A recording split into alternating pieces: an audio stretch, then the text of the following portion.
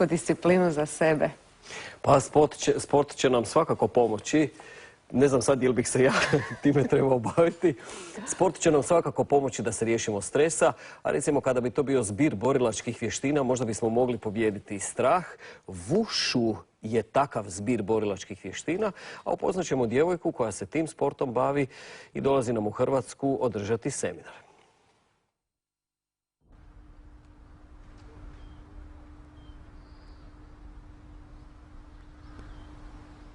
Neka vas ne zavara ova idilična slika tai chija na nasipu. Uz majstora tai chija Nikolasa Maričića Wolfa na Savski je nasip. Stilovi borilačkih vještina pa su našli jedan zajednički naziv, znači koji u prijevodu znači točno znači borilačke vještine. Ima različitih stilova, od recimo sjevernih, južnih, unutarnjih stilova, između ostalih kojih je tai chi.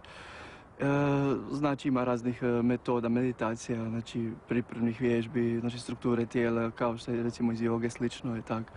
Koreografija raznih, znači ima preko 700 stilova samo u Shaolin hramu, kamo i se vjeruje da je većina